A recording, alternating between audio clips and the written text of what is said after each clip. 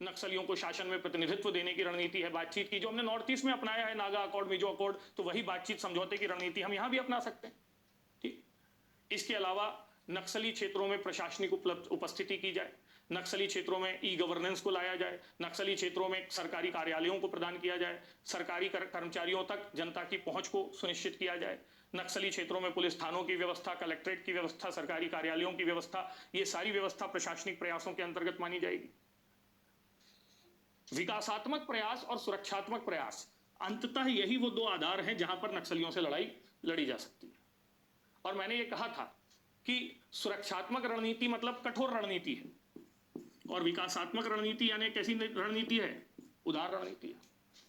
और भारत सरकार ने यह कोशिश की है कि इन दोनों रणनीतियों के तहत नक्सली क्षेत्रों में संघर्ष को आगे बढ़ाया जाए या नक्सली क्षेत्रों में विकास का प्रयास किया जाना चाहिए। तो सबसे पहले यदि हम विकासात्मक रणनीति पर चर्चा करें, ठीक, तो कुछ तथ्यात्मक जानकारियां मैं आप तक पहुंचाना चाहूंगा कि सरकार ने यहां पर कौन कौन से कार्यक्रम चलाए हैं, कौन कौन से कार्य किए हैं। तो इसके अंतर्गत सड़क निर्माण, सरकार की जितनी भी विकास कार्यक्रम हैं, चाहे वो सर्व शिक्षा अभियान से उज्ज्वला तक नक्सली क्षेत्रों में विशेष रूप से पहुंचाए गए हैं। नक्सली क्षेत्रों में कौशल विकास के लिए रोशनी योजना चलाई गई है, जो आदिवासी युवकों के कौशल विकास की योजना है। नक्सली क्षेत्रों में इंफ्रास्ट्रक्चरल डेवलपमेंट के लिए अलग से फंड जारी किए गए हैं। नक्सली क्षेत्रों में सिविक एक्शन प्लान के तहत डिजास्टर मैनेजमेंट, आपदा प्रबंधन की दिशा में प्रयास किया गया है। हाल ही में भारत सरकार ने एक योजना लाई है, न्यू इंडिया, जिसके तहत देश के 115 पिछड़े जिलों को 2022 तक विकसित करने की बात है। इन 115 में से लगभग 35 जिले नक्सल प्रभावित क्षेत्रों से जुड़े हुए हैं। ठीक, नक्सल प्रभावित 96 जिलों की पहचान कर वहां यूनिवर्सल सर्विस ऑब्लिगेशन फंड को लाया गया है। और यूनिवर्सल सर्विस ऑब्लिगेशन फंड जो है, ये बेसिकली इन क्षेत्रों में मोबाइल सेवा प्रदान करने से जुड़ा है। तो 96 जिलों में यूनिवर्सल सर्विस ऑब्लिगेशन फंड के तहत मोबाइल सर्विसेज को विस्तार देने की बात है। ठीक, 2017 से 2020 के बीच मोदी गवर्नमेंट ने नक्सली क्षेत्रों में 3 विशेष कार्यक्रम चलाए हैं। पहला कार्यक्रम है विशेष केंद्रीय सहायता कार्यक्रम, जिसके तहत 30 जिलों में आधारभूत संरचना के विकास के लिए विशेष राशि 775 करोड़ रुपए की राशि जारी की गई है। 17 से 20 के दौर में इसे कहा जा रहा है विशेष केंद्रीय सहायता योजना। दूसरी योजना है फोर्टिफाइड पुलिस स्टेशन निर्माण योजना। फोर्टिफाइड का मतलब है किलेबंदी वाले, यानी पुलिस स्टेशन के चारों तरफ मोटी मोटी दीवारें बनाकर उन्हें सुरक्षित किया जाएगा।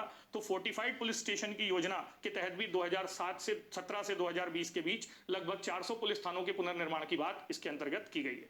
तीसरा, मीडिया प्लान के अंतर्गत 2017 से 20 के बीच पुलिस बल के आधुनिकीकरण की योजना है। इसी के तहत मीडिया का प्रयोग करके रिवर्स प्रोपोगेंडा करना, नक्सलियों की विचारधारा को कमजोर करना, सरकार की विचारधारा को जनता तक पहुंचाना, ये सारे विचार यहां पर लाए गए हैं। तो विकास कार्य का सीधा सीधा मतलब है कि यहां पर रोटी कपड़ा मकान दिया जाएगा, सड़क बिजली संचार दिया जाएगा, शिक्षा स्वास्थ्य दिया जाएगा, औद्योगिकरण का प्रयास किया जाएगा, इन क्षेत्रों में कौशल विकास को लाया जाएगा, इन क्षेत्रों में मोबाइल संचार को विस्तार दिया जाएगा। ये सारी बातें जो हैं ये इसी के अंतर्गत होंगी। इसके अलावा विकासात्मक रणनीति के तहत ही आप पंचायती राज चुनावों को, आत्मसमर्पण की नीति को रख सकते हैं। छत्तीसगढ़ सरकार की आत्मसमर्पण की नीति बड़ी प्रभावी नीति मानी जा रही है, जिसके तहत नक्सलियों को आश्वासन दिया गया है कि आपके और आपके परिवार की सुरक्षा और आजीवन रोजगार की व्यवस्था, यानी आर्थिक उसकी व्यवस्था की जाएगी। और ऐसा विश्वास मिलने के बाद बड़ी संख्या में यहां आत्मसमर्पण की स्थितियां बनी हैं।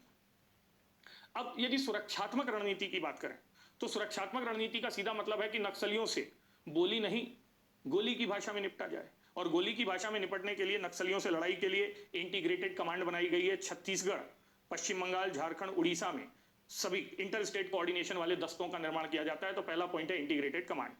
इंटीग्रेटेड कमांड के बाद जो दूसरी चीज की गई है वो है स्पेशल बटालियंस। अलग अलग नाम आपने सुने होंगे, मैंने आपको ग्रेहाउंड फोर्सेस के बारे में बतलाया था।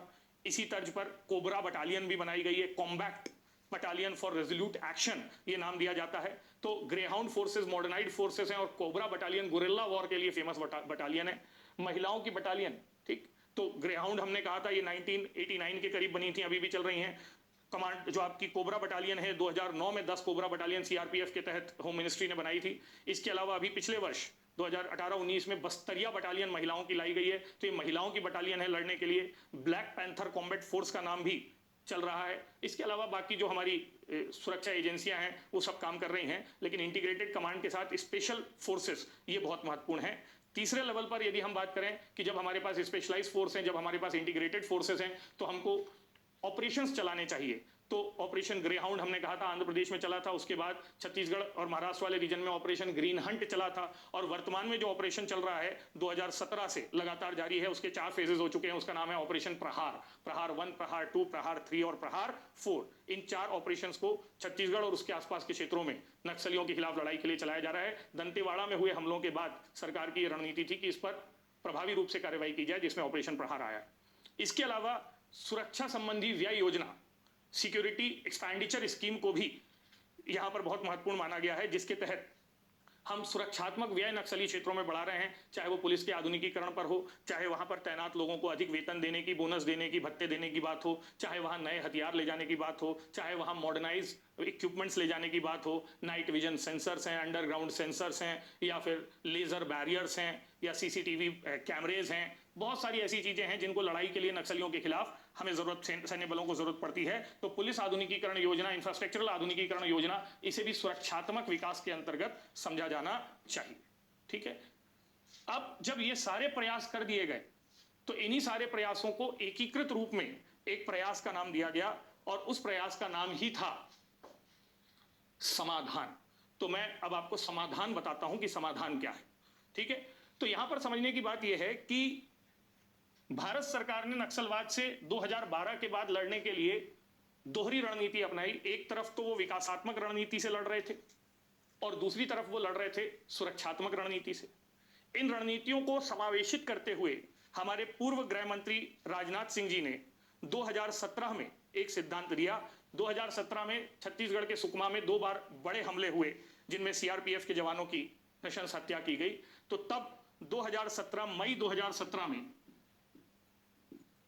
नक्सलवाद की समीक्षा करने के बाद यह कहा गया कि निश्चित तौर पर लाल गलियारे का दायरा धीरे धीरे सिकुड़ता जा रहा है। चूंकि नक्सलवाद अपनी आखिरी सांसें गिन रहा है, तो दिया बुझने से पहले थोड़ा तेजी से जलता है, और इसलिए अब नक्सली घटनाओं में तेजी से वृद्धि होगी। तो हमें नक्सलवाद से लड़ने के लिए एक मल्टी पॉइंट स्ट्रैटेजी को अपनाना पड़ेगा, और उस स्ट्रैटेजी का नाम होगा समाधान।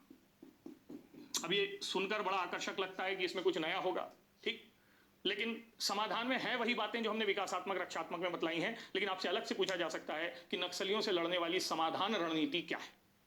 तो समाधान में एस का मतलब है स्मार्ट लीडरशिप, ए का मतलब है एग्रेसिव स्ट्रेटेजी, एम का मतलब है मोटिवेशन एंड ट्रेनिंग,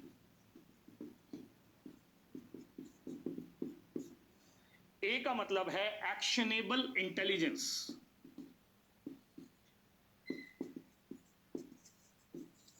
ठीक, डी का मतलब है डैशबोर्ड बेस्ड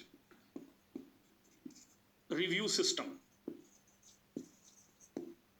एच का मतलब है हार्नेसिंग टेक्नोलॉजी, फिर से ए का मतलब है एक्शन फॉर ईच थिएटर, और एन का मतलब है नो टू फाइनेंस। अब ध्यान से समझिए एक एक स्ट्रैटेजी को। स्मार्ट लीडरशिप का सीधा सीधा मतलब था कि हम नक्सलवाद के खिलाफ लड़ने के लिए पॉलिटिकल लेवल से लेकर एडमिनिस्ट्रेटिव लेवल तक स्मार्ट लीडरशिप को प्रमोट करेंगे। तो नक्सलवाद के खिलाफ लड़ाई में चाहे पुलिस मुख्यालय में नियुक्ति हो, चाहे स्थानीय स्तर पर नियुक्ति हो, ऐसे लोगों को भेजा जाएगा जो टीम को लीड करने, कोऑर्डिनेट करने में सक्षम लोग। एग्रेसिव स्ट्रेटेजी का मतलब है जीरो टॉलरेंस की नीति अपनाएंगे। हम नक्सलियों के हमला करने से पहले उन पर हमला करेंगे। हम ऐसी इंटेलिजेंस जुटाएंगे जिससे नक्सलियों को संभलने का मौका ना मिले। तो पहली चीज को कहा गया कुशल नेतृत्व, दूसरी चीज को कहा गया आक्रामक रणनीति, तीसरे में मोटिवेशन एंड ट्रेनिंग का मतलब है कि नक्सली क्षेत्रों में रहते हुए, घर परिवार से दूर रहते हुए, पुलिस वाले हों, सैन्य बलों के लोग हों, वो निराश हो जाते हैं। ऐसे लोगों को मोटिवेट करने के लिए उनको आर्थिक तौर पर सहायता दी जाए और उन्हें नई नई ट्रेनिंग से जोड़ा जाए ताकि उनका उन क्षेत्रों में रहने का मन बना रहे, मनोबल बना रहे। डैशबोर्ड बेस्ड रिव्यू सिस्टम का उन्होंने सीधा मतलब बताया कि नक्सलवाद के खिलाफ क्या कार्यवाही की गई, उसके क्या परिणाम आए, उसका रेगुलर रिव्यू एंड मॉनिटरिंग होना चाहिए। हर पुलिस थाने में एक डिस्प्ले बोर्ड होना चाहिए जिसमें पता होना चाहिए कि नक्सलवाद की घटनाओं में वृद्धि हो रही है, कमी हो रही है, नक्सलवाद के खिलाफ कितनी कंप्लेंट्स आई हैं। इसी को कहा गया डैशबोर्ड आधारित सिस्टम। यहां पर 2 शब्दों को यूज किया गया, KPI और KRI, की परफॉर्मेंस इंडिकेटर्स और की रिजल्ट एरियाज। मतलब किन किन क्षेत्रों में हमने कैसा प्रदर्शन किया और क्या परिणाम निकला। तो तो की परफॉर्मेंस इंडिकेटर्स और की रिजल्ट एरियाज में डैशबोर्ड बेस्ड सिस्टम काम करेगा। उसके आगे चलकर हार्नेसिंग टेक्नोलॉजी का मतलब साफ था कि यदि उनसे लड़ना है तो कैमरा है, राडार है, थर्मल इमेजिंग है, नाइट विजन सेंसर है, अंडरग्राउंड सेंसर है, हमको इन मॉडर्न टेक्नोलॉजी से जुड़कर काम करना पड़ेगा। हम परंपरागत तरीके से नक्सलियों से नहीं लड़ सकते।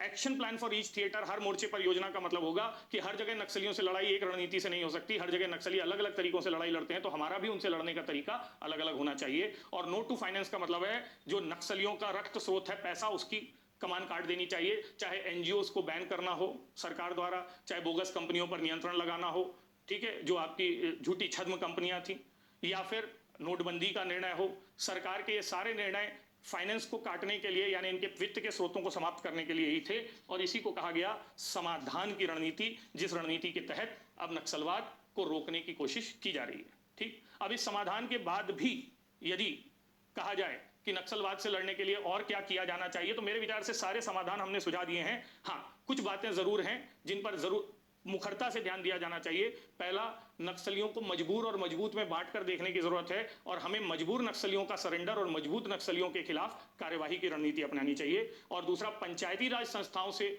उनको जोड़ना, स्थानीय गवर्नमेंट से उनको जोड़ना। उन्हें शाहजहां सरकार बनानी है तो चुनाव लड़कर मूल व्यवस्था में आकर वो चुनाव लड़ें और सरकार बनाएं, यानी उनका हृदय परिवर्तन एक प्रभावी तरीका हो सकता है। बाकी ग्रामीण क्षेत्रों का पुनर्निर्माण हो, अबुल कलाम के विचार में पूरा का विचार providing urban facilities in rural areas हो, इस पर ध्यान दिया जाना चाहिए। लघु कुटीर उद्योगों का विस्तार हो, उस पर ध्यान दिया जाना चाहिए। आदिवासी क्षेत्रों में सरकार की उपस्थिति हो। ये सारी चीजें यदि हम निरंतर आगे बढ़ाएंगे तो निश्चित तौर पर नक्सलवाद में कटौती होगी। गृह मंत्रालय की हालिया रिपोर्ट में जो लेटेस्ट रिपोर्ट आई है, उसमें यह कहा गया है कि नक्सल प्रभावित क्षेत्रों की संख्या, नक्सल प्रभावित जिलों की संख्या लगातार घट रही है। ठीक, नक्सलवाद का प्रभाव या लाल गलियारे का प्रभाव धीरे धीरे क्या होता जा रहा है, कम होता जा रहा है। वर्तमान में नक्सलवाद से सर्वाधिक प्रभावित जिलों की संख्या 30 है, जो 30 जिलों में ही 90% घटनाएं मूल रूप से हो रही हैं। तो यदि हम इनको फोकस करें, अभी जैसे हम कोविड की लड़ाई में red zone, orange zone, green zone बनाकर काम कर रहे हैं, तो यदि नक्सलवाद के भी लगभग 100 जिले बचे हुए हैं और 30 रेड जोन में हैं, तो रेड जोन की स्ट्रैटेजी अलग हो, ऑरेंज जोन की अलग हो, ग्रीन जोन की अलग हो, तो इस लड़ाई को लड़कर हम नक्सलवाद से लड़ पाएंगे। लेकिन नक्सलवाद की लड़ाई से पहले हमको अपने जीवन की अस्तित्व की लड़ाई लड़ना है, और उस लड़ाई को लड़ने के लिए ज़रूरी है कि आप लोग घर में रहें, सुरक्षित रहें और पढ़ाई करते हुए अपने भविष्य के लिए लगातार काम करते रहें। धन्यवाद।